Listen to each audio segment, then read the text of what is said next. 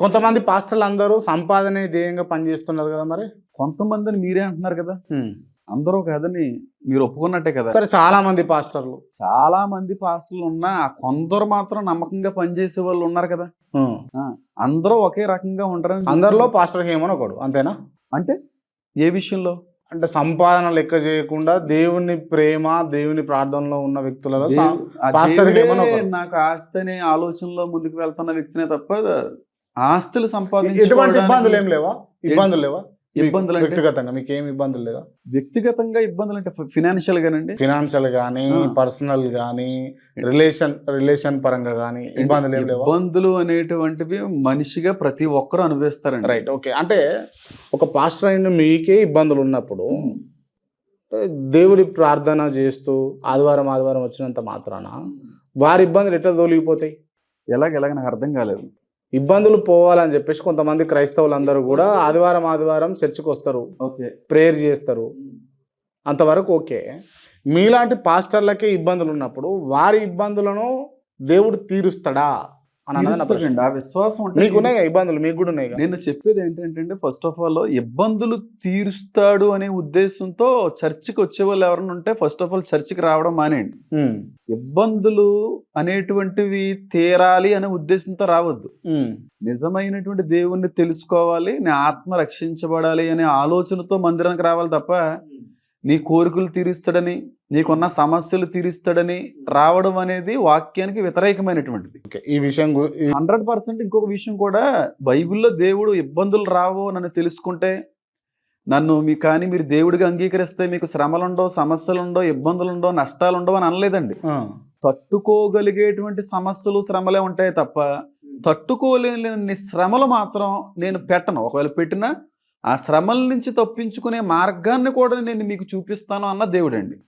అంతేగాని ఈ దేవుల్లోకి వస్తే సమస్యలు, దేవుల్లోకి వస్తే ఏదో వచ్చి పడిపోద్ది అనేది కాదు. అన్నిటికంటే ముందుగా మన ఆత్మ రక్షించబడుతుంది అనే ఉద్దేశంతో రావాలి తప్ప డబ్బులు వస్తాయి, అప్పులు తీరుతాయి, సమస్యలు తీరుతాయి అనేటువంటి ఆలోచనతో వచ్చినంతకాలం దేవుడు అర్థం కాడు, దేవుడి యొక్క శక్తి ఎప్పటికీ కూడా మీరు అనుభవించలేరు. అదైతే నేను చెప్పగలను. ఓకే, సరే అండి. ఓకే, మీరు హైదరాబాద్కి ఎప్పుడు వచ్చారు? మీరు?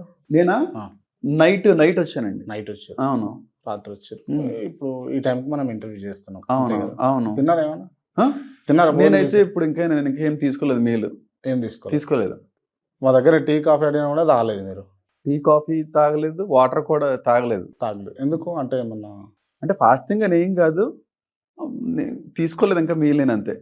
అట్లీస్ట్ నేను ఒక అంటే ఏదన్నా తినడానికి స్వీట్ తింటారా? ఏదన్నా స్వీటా తెప్పిస్తే నేను తినాలా? ఎందుకు తిన్నా? హ్యాపీగా తింటారా? ఆడ లడ్డు అని తీసుకురావా? అంటే ఇది ఎక్కడి నుంచి తీసుకొచ్చిందో నాకు తెలియదు కదా. అంటే రెగ్యులర్గా ఇంట్లో ఆఫీస్లో ఉంటాయి, స్వీట్స్ ఉంటాయి. సో మీరు ఇందాక టీ ఆఫర్ చేసినా మా వాళ్ళు తాగలేదు కదా, అందుకోసమని. తాగడం ఇబ్బందులే, నాకు దాహం వేయలేదండి. దాహం వేస్తే ఎందుకు తాగను? పర్లేదండి, లడ్డు అయితే తినండి సార్. లడ్డు తిన్న తర్వాత మాట్లాడదాము. ఇది ఎక్కడి నుంచి తెచ్చారో నాకు తెలియకుండా ఎలా తింటాను? ఇంట్లో నుండే తీసుకొచ్చిన. అంటే ఇంట్లో ఆఫీస్లో ఉంటాయి. మీ ఇంట్లోదేనా? షాప్లోది. మీ ఇంటికి కొనుక్కొని తెచ్చుకున్నారండి? ఇంటికి ఆఫీస్ దగ్గర స్వీట్స్ ఎవరైనా వస్తే, గెస్ట్లు వస్తే ఇవ్వడానికి టీ కాఫీ. మీ ఇంటిది అయితే ఖచ్చితంగా తింటానండి. షాప్ నుంచి తెచ్చింది అని నిజంగా మీరు చెప్తే నేను ఖచ్చితంగా తింటానండి. షాప్లోది ఇది. తెచ్చింది మీ ఇంటి నుంచి మీ ఇంటి వాళ్ళు తయారు చేసిందని చెప్పినా నాకు తినడం అనేటువంటి దానికి అభ్యంతరం లేదు సార్. మా ఎంప్లాయీ శ్రీను అనే అతను తీసుకొని వచ్చాడు. కానీ ఇది ఎక్కడి నుంచో తెచ్చారో నాకు తెలియకుండా ఒకవేళ మీరు ఏమన్నా అంటే మీ విశ్వాసానికి సంబంధించినటువంటి ప్రతిమల దగ్గర, విగ్రహాల దగ్గర, దేవుళ్ళ దగ్గర పెట్టింది అయితే నేను తినకూడదు.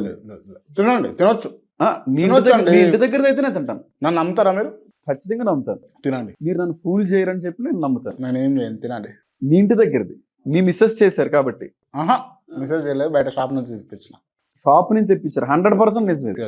ఒకవేళ మీరు చెప్పేది అబద్ధం అయితే దీనివల్ల వచ్చేటువంటి పరిణామం దేవుని నుంచి మీరు అనిపించుకుంటారు. మరి సరే అండి, తినండి. తినండి సార్. లడ్డు ఇస్తే ఇవన్నీ ఉంటాయా సార్?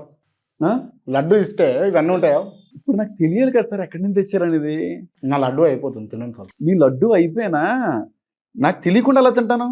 నేను చెప్తున్నాను కదా, బయట షాప్ నుంచి తెప్పించింది, తినండి. మీరు ఇంత కావాలని ఒత్తిడితో తినాలి అంటున్నారంటే నాకు కొంచెం ఏదో అనుమానంగా ఉంది.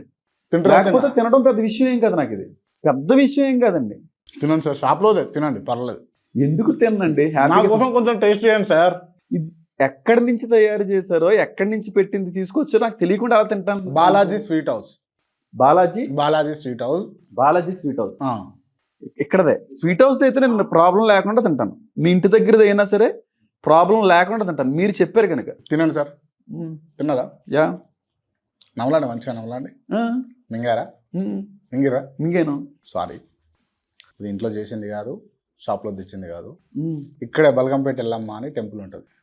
బల్గంపేట ఎల్లమ్మ టెంపుల్ నుంచి తెచ్చింది అది. ఎల్లమ్మ టెంపుల్ నుంచి తెచ్చిందా? ఎస్. అది ఎలా కుదురుతుంది? మీరు నాకు ఏమని చెప్పారు? మీరు నాకు అంటే అంతా అంటే విగ్రహాధారణ చేస్తే లేకపోతే తినకూడదు సార్. ఇది ఇప్పుడు ఏం చచ్చిపోలే కదా మీరు. తినకపోతే మీరు ఫీల్ అవ్వాలి. మీరేమైనా చచ్చిపోయారా?